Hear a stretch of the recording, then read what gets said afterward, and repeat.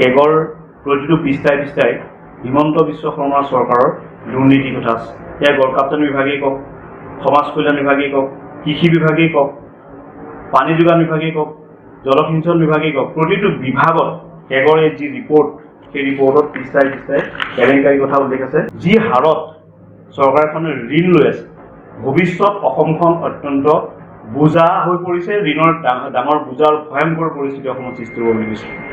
তেওঁলোকৰ fiscal deficit মতে যি ধৰণৰ হাৰত তেওঁলোকে ঋণ ল'ব লগা আছিলে তাতকৈ বহুত বেছি হাৰত তেওঁলোকে ঋণ লৈছে আৰু 2022-23লৈকে প্ৰায় 1,25,000 কোটি টকা তেওঁলোকে ঋণ ল'লে। 24ত এই গোটেই ঋণবিলাক লগ লাগি প্ৰায় 1.5 লাখ কোটি টকা ঋণ হৈছে আৰু প্ৰতি বছৰত 23,000 কোটি টকা ঋণৰ বাবদ সুদ ঘূৰাব লগা হৈছে। গতিকে এই চৰকাৰখনক আমি সেইকাৰণে কৈছোঁ যে হিমন্ত বিশ্ব শৰ্মা ডাঙৰে তেখেত দক্ষ মুখ্যমন্ত্ৰী বুলি কয়, যে দক্ষ মুখ্যমন্ত্ৰীজনে ফিস্কেল FRBM এক্ট যিখন, সেইখন তেওঁ আইনখন কিয় মানি চলা নাই, সেই আইনখন সঠিকভাৱে পালন কৰাৰ ক্ষেত্ৰত তেওঁ চৰকাৰ কিয় ব্যৰ্থ হ'ল, এইটো মোৰ কথা নহয়, এইটো কেগৰে ৰিপৰ্টত উল্লেখ কৰা কথা।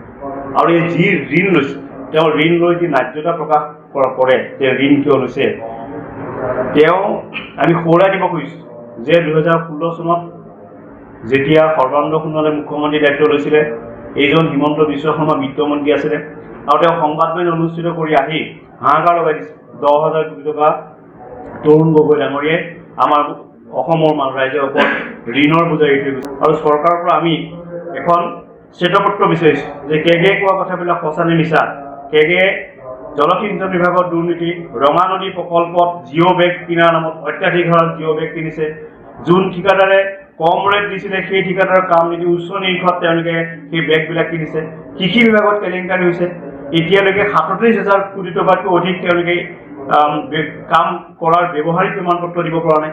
এই কথাবিলাক যিটো মিছমেনেজমেণ্ট চৰকাৰখনে কৰিছে, ইয়াৰ বাবে মূলত দোষী ডক্টৰ হিমন্ত বিশ্ব শৰ্মা। প্ৰথম কথাটো হ'ল যে ঋণৰ বোজা যে হৈছে অসমৰ কাৰণে যে ভয়ংকৰ কথা হৈছে, এইটো কংগ্ৰেছে কৈ আহিছিলে, কিন্তু এতিয়া কেগে কৈছে। কেগ মিছা নেকি? কেগৰ ৰিপৰ্টত যি ঋণৰ বোজাৰ কথা কোৱা হৈছে, এই বোজা পাতল কৰিবৰ বাবে, ঋণ নোহোৱা কৰিবৰ বাবে কেগে কিছুমান পৰামৰ্শ দিছে, সেইবিলাক মানি চলক হিমন্ত বিশ্ব শৰ্মা ডাঙৰে, নহ'লে অসমৰ ৰাইজে কেতিয়াও তেওঁলোকক ক্ষমা নকৰিব। কেগৰ যি ৰিপৰ্ট, সেই ৰিপৰ্টৰ ওপৰত আমি এটা চৰকাৰৰ স্পষ্টীকৰণ বিচাৰিছোঁ আৰু চৰকাৰৰ পৰা আমি এখন শ্বেতপত্ৰ বিচাৰিছোঁ যে কেগে কোৱা কথাবিলাক সঁচা নে মিছা। কেগে জলসিঞ্চন বিভাগত দুৰ্নীতি, ৰঙা নদী প্ৰকল্পত জিঅ' বেগ কিনাৰ নামত অত্যাধিক হাৰত জিঅ' বেগ কিনিছে, যোন ঠিকাদাৰে কম ৰেট দিছিলে সেই ঠিকাদাৰৰ কাম নিদি উচ্চ নিৰীক্ষত তেওঁলোকে সেই বেগবিলাক কিনিছে।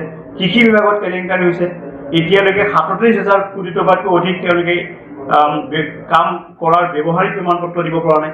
এই কথাবিলাক যিটো মিছমেনেজমেণ্ট চৰকাৰখনে কৰিছে, ইয়াৰ বাবে মূলত দোষী ডক্টৰ হিমন্ত বিশ্ব শৰ্মা।